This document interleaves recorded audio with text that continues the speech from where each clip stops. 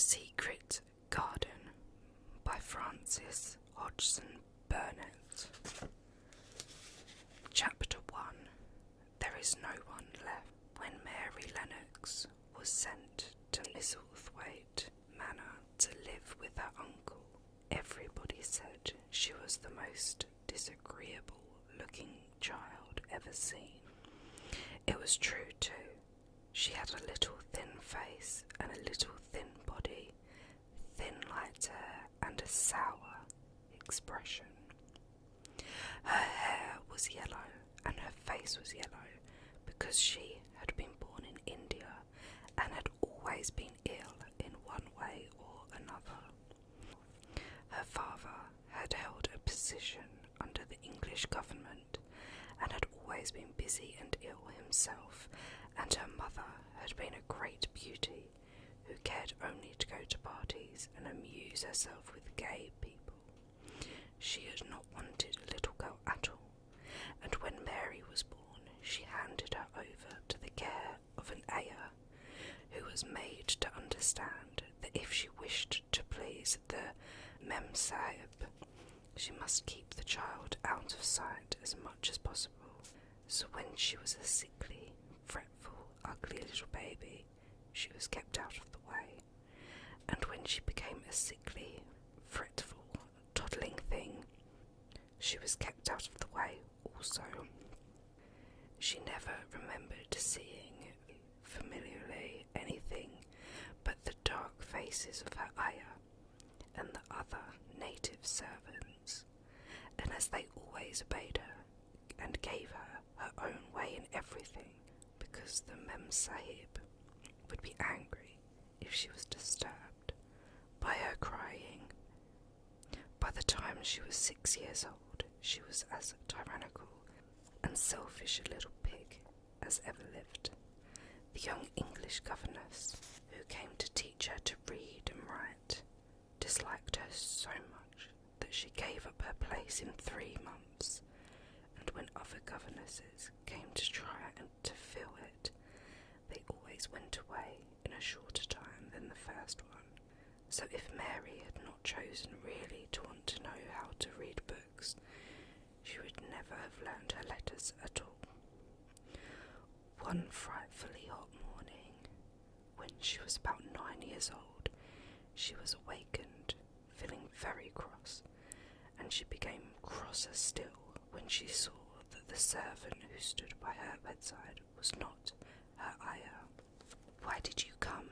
she said to the strange woman. "I will not let you stay. Send my ayah to me."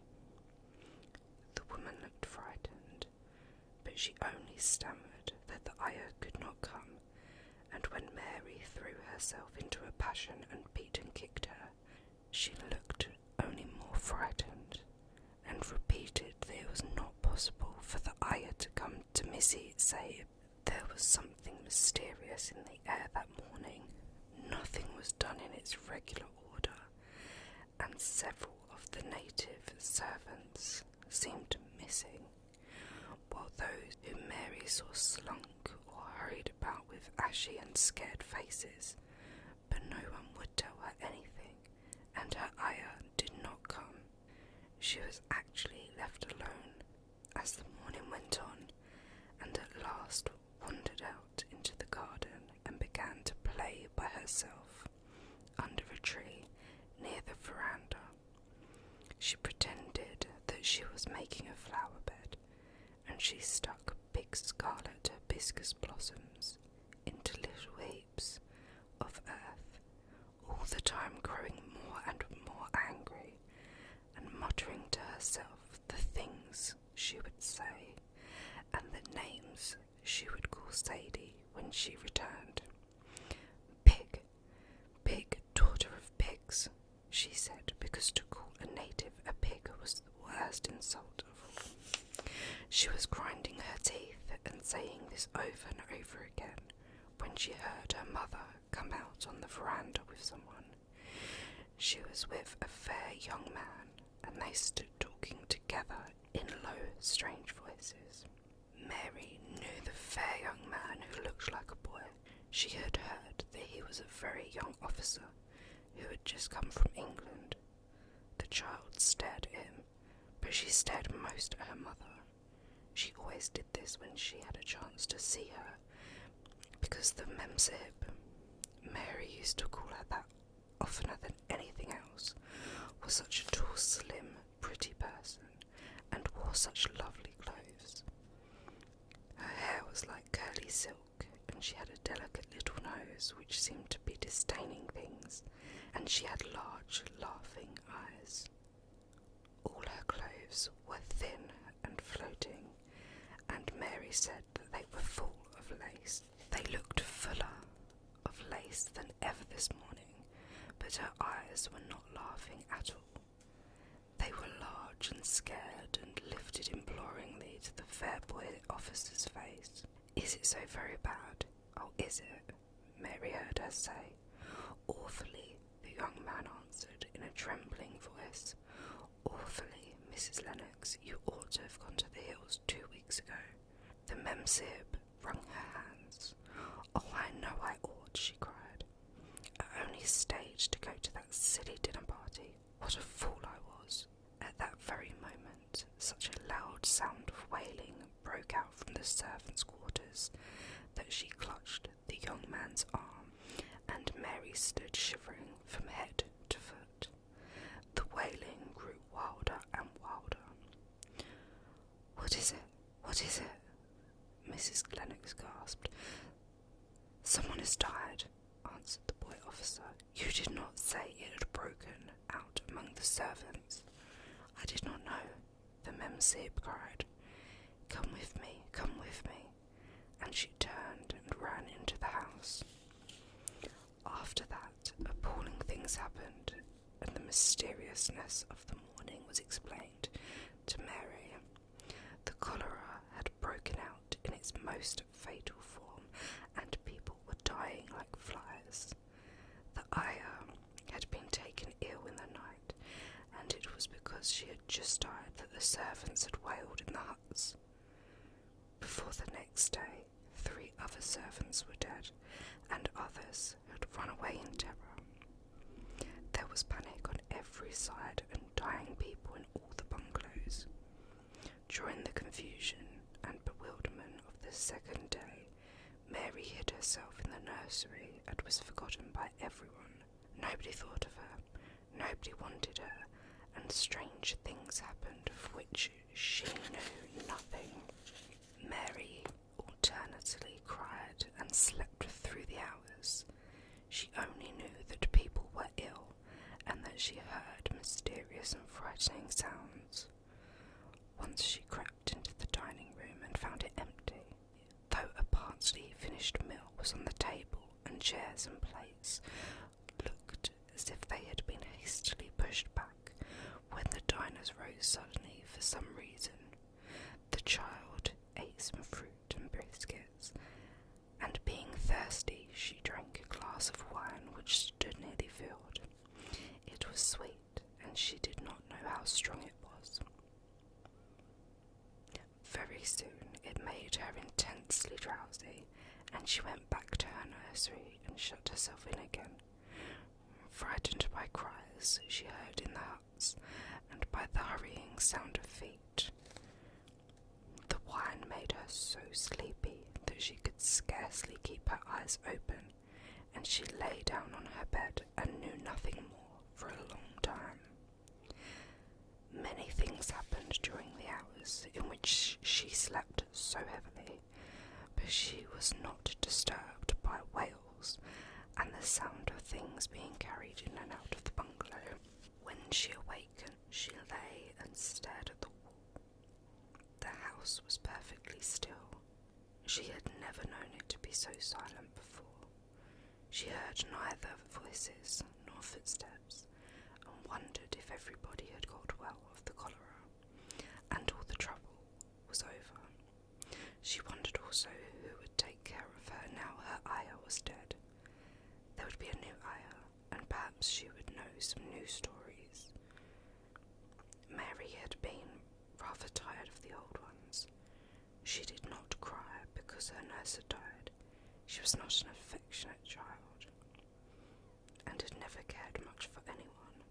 The noise and hurrying about and wailing over the cholera had frightened her, and she had been angry because no one seemed to remember that she was alive. Everyone was too panic-stricken to think of a little girl no one was fond of. When people had the cholera, it seemed that they remembered nothing but themselves, but if everyone had got well again, surely someone would remember and come to look for her. But no one came, and as she lay, waiting, the house seemed to grow more and more silent. She heard something rustling on the matting, and when she looked down, she saw a little snake gliding along and watching her with eyes like jewels. She was not frightened because he was a harmless little thing who would not hurt her, and he seemed in a hurry to get out of the room. He slipped under the door as she watched him. "How queer and quiet it is," she said. "It sounds as if there was no one in the bungalow but me and the snake." Almost the next minute she heard footsteps in the compound, and then on the veranda.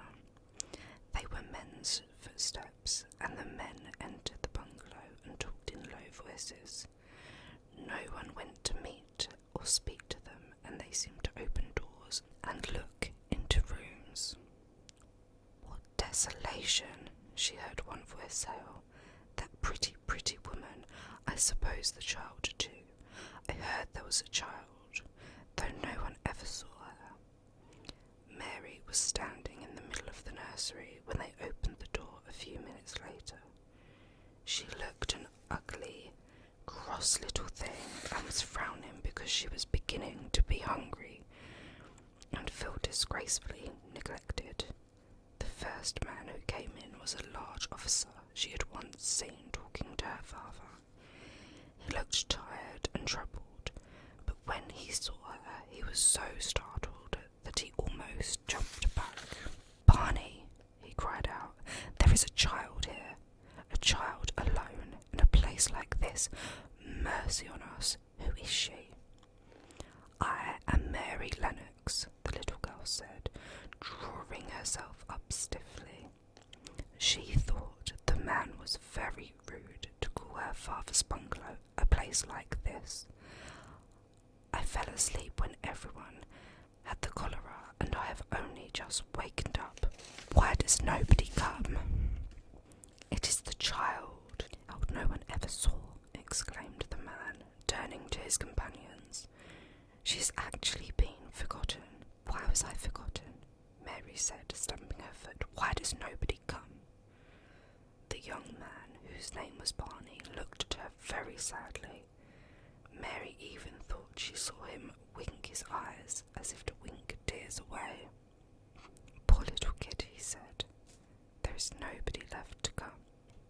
It was in that strange and sudden way that Mary found out that she had neither father nor mother left, that they had died and been carried away in the night, and that the few native servants who had not died also had left the house as quickly as they could get out of it, none of them even remembering that there was a Missy Sabe. That was why the place was so quiet. It was true that there was no one in the bungalow but herself and the little rustling snake.